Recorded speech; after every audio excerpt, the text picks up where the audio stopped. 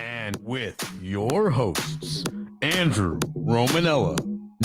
The first problem is with the owner of the Carolina Panthers. Okay, you're an idiot. Seriously, you're an idiot.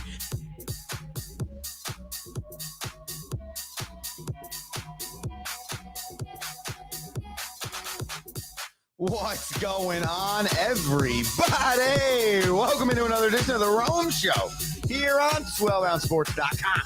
Dingo TV channel 217. I am your host, Andrew Romanella. I got you until 7:30 and change today. We are here every day, Monday through Friday. You follow us on social media, The Rome Show 1, Instagram, Facebook, TikTok, X, whatever social media you have, follow The Rome Show 1. We got a great show for the people today. A lot happened in NFL Week 3. I got to tell you, man, I have no clue. I have no clue what teams I think are going to be great, what teams I think are going to be terrible, what's going to happen with this National Football League. I think it's fun, but I got to tell you, if you are somebody that tends to put bananas down on sporting events, well, then I would have to say that this is one of the harder NFL seasons to start to date that I have witnessed, but two more tonight, which we will also get to as well. So a heavy football Monday here for the people. Let's do this before we get into all the football. There's obviously some important baseball going on.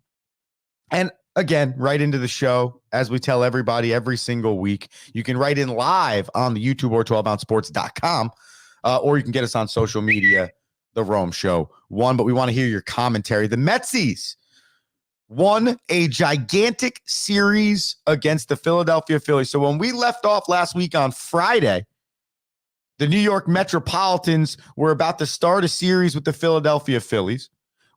The series had a lot that it could determine in this 2024 season. The first being whether or not the Mets had a legitimate shot to make the postseason. The bottom line is, when you're fighting for a playoff spot and you're a game up, a game back, tied with somebody, max 2 back, max 2 up, losing streaks are not a thing. And a losing streak in the form of multiple games in a row, 2, starting at 2, could absolutely derail your season. So the first thing you looked at was what the Metropolitans season remaining schedule was. And having to play 4 against the Philadelphia Phillies and then roll into playing 3 against the Atlanta Braves, in my opinion, could be the hardest stretch of 7 games out of any team remaining in Major League Baseball. Both teams you are fighting in your own division for. The Phillies, in that same series, could have also won the NL East. They did clinch a spot in the postseason. They could have won the NL East. So a lot riding on that series, besides the fact that the Metropolitans haven't clinched a postseason spot yet because they're only 2 games up on the Braves and hold the wild card over the Diamondbacks. Well, what do the Mets do? They come in and they win 3 of 4. Edwin Diaz is elite, gives up 0 runs over 4 innings pitched, including a 2-out save. And they did everything they needed to do to go into the Atlanta Braves series with a chance to control their own destiny. And now it becomes a scenario where the Metsies win 2 of their next 3 against the Bravos, and we are playoff bound.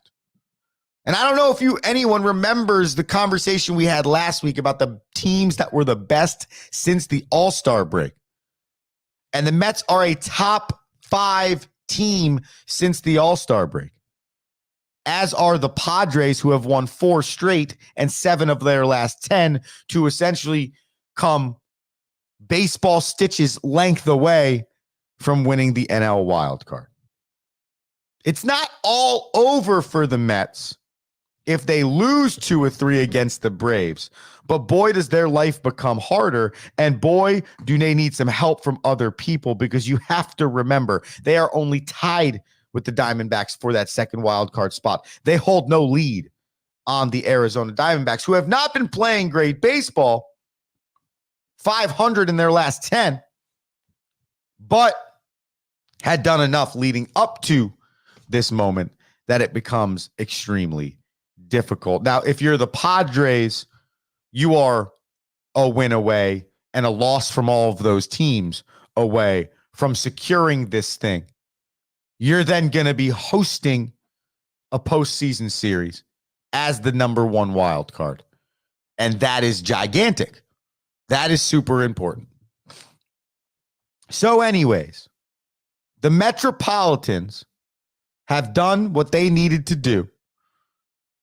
And yes, great series against the Phillies, 1-3 of 4, needed it. Due to the nature of this race, and they are off tonight. So this series starts tomorrow. They need to flip the page and get ready for the Braves.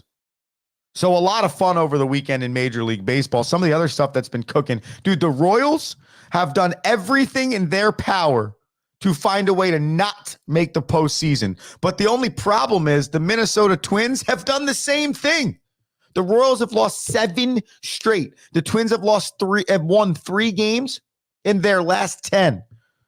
So now the Twins are a game out of the postseason, and because the Detroit Tigers, who we've talked about a lot on this show, have been streaking for essentially the entire month of September, they are now in the wild card spot. Wild. And you know what's going to happen? The Tigers are going to get in. The Mets are going to get in. And those are the 2 teams you're not going to want to play if you're in the AL or if you're in the NL. If you're in the AL, the last team you want to see is the Tigers. If you're in the NL, the definite last team you don't want to see is the Mets. And the last thing I'll say, and we'll talk more about this tomorrow as we get ready for these important series. You look at the history of baseball. You get to the wild card round, and the team that majority of people were predicting to win the World Series loses the game. Because it's so much about how a team is playing now comparative to what their record is, especially if that record was ballooned earlier and has been more of a 500 ball club since late. So a lot to determine in the next 6 days in Major League Baseball, and it's going to be a lot of fun. It was an electric atmosphere last night at Citi Field. This has probably been the most consistent I have ever seen the Met fan, and it has been a lot of fun to watch. The Rome Show here, 12ouncesports.com, Dingo TV, channel 217. Follow us on social media, The Rome Show 1, wherever you want to follow people on social media. Speaking of consistency, I've been looking for consistencies in the National Football League with where I could put my bananas. Because a team might be this good, or the running attack for this team is as consistent as you thought, or the quarterback play from this team is as consistent as you thought. And the one thing I have figured out so far through 3 weeks of the National Football League season is the only team that truly feels like they have been the same team. The only 2 teams that feel like they've been the actual same from week 1 to week 3 are the Kansas City Chiefs and the Pittsburgh Steelers. And why? Because the Chiefs have been operating in this world for the last 4 or 5 years. For the first 7 to 8 weeks of the season, we see these choppy games. That's the best way you can describe it. Where they're not just going out there and blowing teams out of the water. They're not going out there and just dominating like they're so above and beyond everybody. No. A lot of these games they're losing. They're getting kicked in the teeth. They're going into halftime down. But because Andy Reid and his staff are great, they make such great adjustments. And Patrick Mahomes is a dude. And now they're starting to find more with Rashee Rice, even when he does drop some passes you think he should catch on a Sunday night. At the end of the day, the Chiefs are who we thought they were. They are going to be good. And sometimes good does not necessarily look the prettiest, but usually good or championship quality good finds a way to win. And that's what the Chiefs are doing. And then this one might surprise some people. And again, no way, shape, or form meant to be. Ooh, hot take. It is not meant to be that, okay? All I'm saying is based on what we thought it would look like and based on what it looks like, regardless of record, this team also looks exactly how we thought they would look, the Pittsburgh Steelers. And I mean that honestly. Just because they're 3-0, I'm not saying that either. I'm saying it because we thought that the Pittsburgh Steelers would have a situation where they had a decent quarterback. We all saw what they did in the offseason. They went out and got Russell Wilson and Justin Fields. And you really didn't know what it was going to turn into. And now, when you're kind of looking at the games that Justin Fields is putting together, you're like, this is exactly what we thought it was going to be. Sometimes average, sometimes above average, sometimes below average quarterback play. A really good defense and a solid running game. Nothing spectacular, nothing to write home about, but a really good running game. So outside of that, the Chiefs and the Steelers, and kind of for two different reasons. Like if you would have asked me 3 weeks ago, what would the Steelers record be through 2 games? I'd say 2-1 or 1-2, because the Chargers team they played yesterday is always a wild card, but 2-1 or 1-2. I would have never said 3-0. And if you asked me, hey, what do you got on the Chiefs this year? I would say probably in 3 weeks, 2-1 or 3-0. Okay. But I'd probably say they're going to win between 11 and 14 games, make the postseason, be a 1 or a 2 seed, and be a heavy favorite to win the Super Bowl. And even though the Steelers are by record exceeding my expectations, they're doing it exactly how I thought that they would do it. And we will break that down as we go through our Monday, week 3 NFL scoreboard. Let's kick it.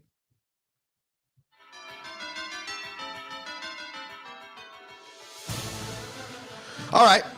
We are going to start in New York. No, I'm kidding. You all know the Jets won 24-3. They beat the Patriots. Cool. We don't need to keep talking about it. But we are going to go to the other AFC East team that I really like. And they played the other 3-0 team now, the Seattle Seahawks, and it was atrocious. Skylar Thompson was not good. Then he sustained a rib injury. Tim Boyle, also not great. Wasn't terrible. Whatever. The Dolphins lost 24-3. Geno Smith, 26 for 34, 289, and a TD. Charbonnet, the running back for Seattle, really shaping up to be somebody. He had 2 TDs on 91 yards on the ground. Seattle, 3-0. The Giants get their first victory of the year. Daniel Jones, don't look now, Giants fan, but in the last 2 weeks is kind of looking like a quarterback. I'm not going to put another hot take on it. That's not what we're doing here. I'm just telling you that for all the hate that might have been spewed at Daniel Jones in the last 5, 6, 7 months, including loser fans in his face after a football game, I'll tell you what. I want this guy more now based on his resiliency and his bounce back dealing with New York and doing what he's done in the last 2. Threw for 236 and 2 TDs. Also ran for some. Devin Singletary had the lone rushing touchdown on the ground for the Giants. Only thing I didn't like here for the G-men, 0 points in the second half. That cannot happen. That can't be the thing. And oh, by the way, Browns, Deshaun Watson, I'm not going to go on the tangent anymore, but what a stupid decision. You should probably get rid of him. Both teams 1 and 2. The Packers. Yes, the Packers with Malik Willis at quarterback are playing some pretty good football. I'm not saying you have a quarterback controversy when Jordan Love comes back. I'm saying if you're a team without a quarterback, Miami Dolphins, you should probably call the Packers and see what they would like. They played the lowly Tennessee Titans, who are now 0-3 with Will Levis not becoming a franchise quarterback. The Packers, they moved to 2-1. Malik Willis threw for 202 yards and ran for 73. So a combined 275, threw for 1, ran for 1. Good day for the Packers. We move on. The Bears, they lost to the Colts.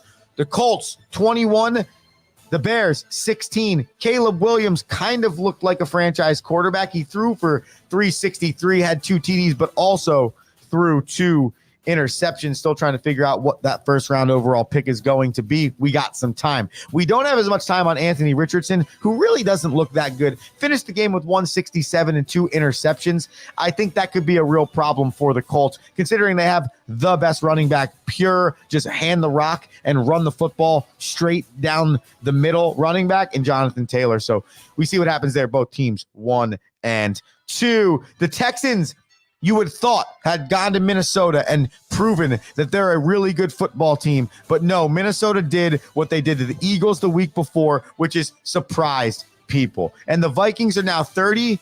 They won 34-7 and are now 3-0. And it looks like Sam Darnold is the right guy for the position for the Vikings.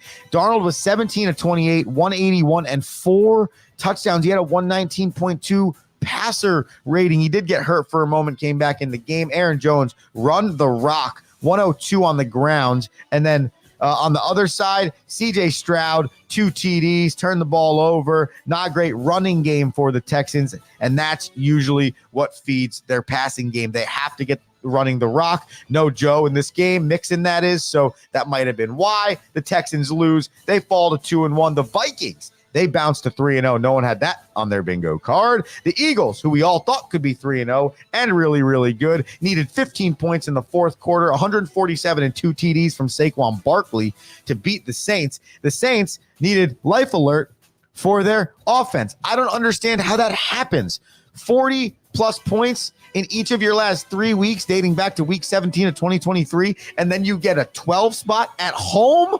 You put up a 12 spot at home? And thank you, by the way, Derek Carr, for me adding you to my fantasy team and you just absolutely killing me. So that was super disturbing to watch. I wonder what Saints team will get next week. I have no idea, but I'll never put my bananas on them again. That is not a good feeling. The Chargers, they lose to the Steelers. I mentioned this earlier. Don't need to dive much deeper into this one. The Steelers moved to 3-0, one of my bigger surprises on the year. At this point in time, Mike Tomlin has to keep Justin Fields as the starting quarterback, if nothing more than you don't change it when it's working. Doesn't matter how it's working. I just don't understand the Chargers. Is Justin Herbert going to be Justin Hurt? It might be, because every year it seems like he's getting hurt. There is just no consistency at the quarterback position when you would think he'd be one of the top 5 QBs in the league. Curious to see what happens there. They move to 2-1 as the Steelers move to 3-0. The Broncos destroy the Buccaneers. I had said something in week 2 about going heavy on the Broncos. It didn't work because this is what I was looking for. I was waiting for this to happen, and it happened. Bo Nix, using his legs is a real asset for the Denver Broncos. We'll see what goes on there with Sean Payton, Bo Nix, and that situation, but the whole goes into Tampa Bay and beats the undefeated Buccaneers and makes Baker Mayfield not look very good. Really good day for the Denver Broncos. They're 1-2. The Bucs 2-1. The Panthers, they get their first victory of the year, and Coach Canales looks like a genius. Why is that? Because Andy Dalton went for 26 of 37, 319, and 3 TDs. In about 12 minutes of this game being on, Andy Dalton had a lead. I looked at my team yesterday at camp, and I said, yep, that coach now looks like a genius. Good for him. Good for the Panthers. It's just kind of uncomfortable to watch football teams be that atrociously bad, and I don't want that for anybody in this league because it's just less fun for the fan. Panthers, they beat the Raiders 36-22. Interesting comments from Antonio Pierce after this game about how some guys made business decisions, and now the Raiders are going to have to make business decisions. I love when stuff like this happens, because any chance millionaires be treated like the common person with accountability, they should, because they're not better than anyone because they're money. Go play hard. Shaq went on this rant on Instagram the other day. You're making millions, $200 million.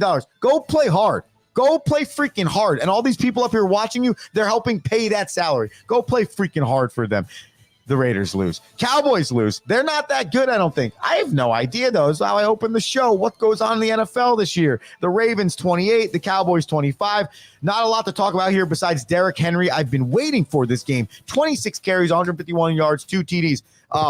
Earth to the Harbaugh in Baltimore. I think you should feed Derrick Henry the rock more. He's huge. No one can tackle him. And boy, does that make it harder when Lamar Jackson starts running the football. Okay, thank you. And there you go. That should be the game plan for the Ravens. The Cowboys, I'm going to think need a new GM, need a new coach, and need a few other things. We're not even going to get into it today. The Rams, they come from behind. They beat the 49ers, outscoring them 13-3 in the fourth quarter. Brock Purdy finally had a good game for the Niners, but the Niners, who are supposed to be an elite football team, now fall to 1-2 and don't look as elite. And it's not like the Chiefs I was talking about before, where they find a way to win. No, they're finding a way to lose, and that is not a good thing. Rams, they're 1-2. Niners are 1-2. Just so you are aware, the last 4 teams that I just mentioned, the Baltimore Ravens, the Dallas Cowboys, the San Francisco 49ers, and the Los Angeles Rams, what are their records, ladies and gentlemen? 1-2. No one in their right mind would have predicted that. So anyways, not looking great for some of the teams we thought would be better in the National Football League. The Lions, they get back on the winning 20-13. They beat Arizona in Arizona. I don't know what went on this weekend, but this was another game where a team didn't score any points in the second half. That was the Lions, but at the end of the day, they get the victory. That's all that matters. And then to finish it off, you saw it on Sunday Night Football last night. The Chiefs beat the Falcons. Kirk Cousins and the Falcons offense, they just can't get on a roll. And right now it feels like Steve Spagnuolo and the Chiefs defense is who's leading this team at the beginning of the season. And to be honest with you, I think that is the most important thing for a football team. Your offense can get clicking late, but if you can win games on defense, that wins championships, that plays long-term, and that is what your team needs. The Chiefs have it right now. And we, ladies and gentlemen, have a commercial break coming up here on the Rome Show. Stick with us, because when we get back, we're going to talk about 2 Monday Night Football games tonight and give you our picks and thoughts on those. The Rome Show, 12ouncesports.com, Dingo TV, channel 217. Need tickets to that next event? Well, at 12 Ounce Sports, we've got them with soccer anywhere in the world. Tickets to any venue, any sport. Want to go to NCAA or NFL football matches? We've got them. Yeah. Baseball at every level. Every Power 5 matchup is available. Don't forget, costumes and paint are optional. What's that? You want to go to Broadway? We have those too. Want to jam out? Every concert, every artist. That's right. At 12 Ounce Sports, we've got the tickets for less. 12ozsports.com/tickets. That's 12ouncesports.com/tickets.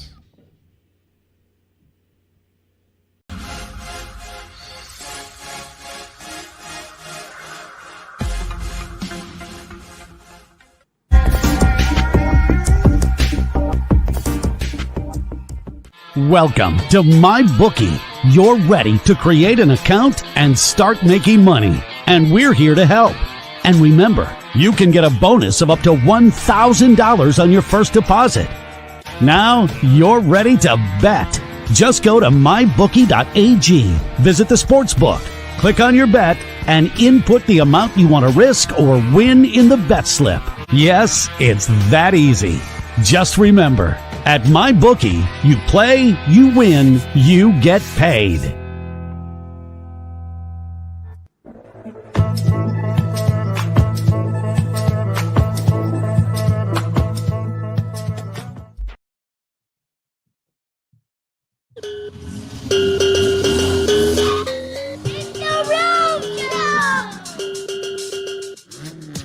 Yeah, it's the Rome Show here. 12ouncesports.com, Dingo TV channel 217. The Rome Show 1, Instagram, Facebook, TikTok, X, social media, I should say. Write in, comment, whatever you want to do. We got about 5 to 7 minutes left on the show. We got to talk Monday Night Football. I just wanted to tell you these 2 things. The 3 four undefeated teams right now in the National Football League. Okay. We have Kansas City Chiefs. We have the Minnesota Vikings. We have the Pittsburgh Steelers. And we have the Seattle Seahawks. And then tonight, we have two games on the docket. We have the Jacksonville Jaguars, who are looking for their first win of the year, against the Buffalo Bills, who are also looking to go 3-0. And the Washington Commanders traveling to Cincinnati to take on the Bengals. The Commanders 1-1, the Bengals 0-2, searching for their first victory. So if you could give me audio or written journalism of any expert in America that would have said after 3 weeks, by record, the four best teams would be the Vikings, Steelers, Seahawks, and Chiefs, and you'd tell me Sam Darnold was starting for the Vikings, Justin Fields was starting for the Steelers, and Geno Smith is starting for the Seahawks. If you told me that, one, you're probably a liar, unless you have audio or journalism that can state your facts, because there's no one that believed that that would be the case. There's no one that believed that in the same week that Sam Darnold led a team to victory, Andy Dalton would do the same. Okay? That is this year's National Football League. And I have so many quarterback questions this year, and I feel like it's more than ever. So I wrote down a list of teams I had quarterback questions on. I'm like, Dolphins, Browns, Packers, Patriots, Steelers, Vikings, Giants, Titans, Bears, Falcons, Colts, Panthers. So many teams cannot answer questions in week 3 about what their quarterback situation is going to look like, whether that is in the next 14 weeks or long term. And that is a scary place to be as a franchise. So I want to break that down more this week. We're going to save that for another show. But the quarterback position in the National Football League has cues all over it. And it's very, very interesting. I had one more thing for you before we break down Monday Night Football to finish the show. In Saquon Barkley's best season with the New York Football Giants, it was 2022, okay? So the season is 2022. Saquon Barkley's a New York Giant. He rushes for 1,312 yards during the course of the season, okay? In his first 3 games of that season, he had 53 rushing attempts, 317 yards, and 2 touchdowns. Okay. And he finished, like I said, with 1,312 yards.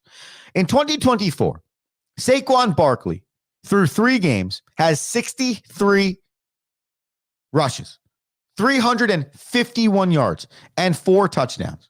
So I compared the first 3 weeks of Saquon's best total at the end of the year rushing yard season as a New York Football Giant.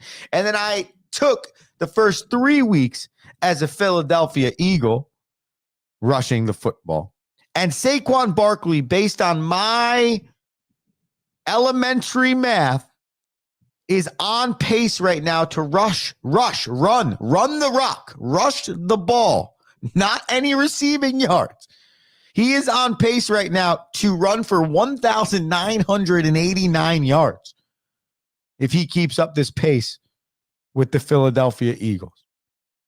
So in Saquon's mind, yeah, he definitely made the right decision. Tonight on Monday Night Football, the Jags looking for their first victory. I have one question on the Jaguars, Trevor Lawrence. That's my only question.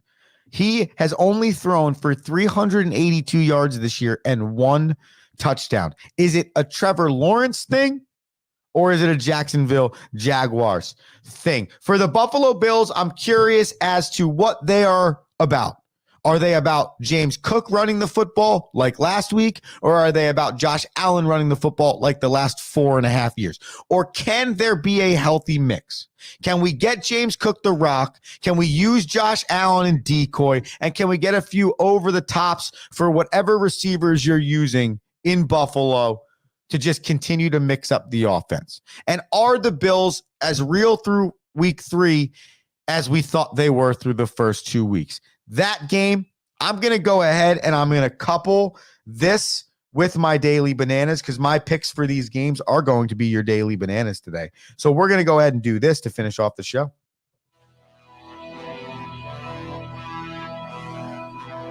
So to finish that, right now the Bills are favored by 5.5 and they're at home. You don't go to Orchard Park, New York, and you're an 0-2 football team and generally come away with a victory, let alone a victory of one score or less. I'm actually going to take the Bills here, and I'm going to take the points. Give me the Bills at -5.5.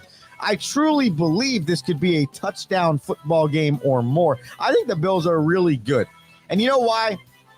Sean McDermott. And I think I've started to realize this. If you have a really good head coach, I believe in your organization because head coaches can make the difference, i.e. Andy Reid for the Kansas City Chiefs. So give me the Buffalo Bills and give me the Buffalo Bills at the -5.5. If you want a prop ski on that one, I would take Josh Allen 2+ touchdowns. Okay, overall, if you can't get that, go with one rushing and go with one throwing. I almost said receiving there, although Josh Allen does do it all. Okay, let's move to the Commanders at the Bengals. The Bengals really need a victory here. Joe Burrows is facing off against his, I guess, is it predecessor? Because Joe Burrows left LSU and then Jaden Daniels essentially became their next model quarterback. Either way, it's an LSU v. LSU Heisman Trophy v. Heisman Trophy battle, which I think is super cool. Joe Burrow and the Bengals have not looked great, and they're 0-2. Jaden Daniels and the Commanders have looked really good, but they can't score touchdowns. So it's going to come down to both teams' offenses. Which offense can find a way to score touchdowns, and which offense is going to end up kicking field goals or turning the football over. It says Cincinnati -7.5 here. No chance. Give me the Commanders plus the 7.5. I think this can stay a one-score football game. And then in this game, I'm going to take Joe Burrow at 2+ throwing touchdowns. I think he is going to have a day against I think shoddy, or spotty's probably the word, Commanders defense. And that, ladies and gentlemen, is your daily bananas and the Rome Show, 12ouncesports.com, Dingo TV channel 217. Follow us on social media, the Rome Show 1. Remember to be electric every single day. We'll be back tomorrow morning, 7 a.m. Andrew Romanella saying peace. Thank you for listening.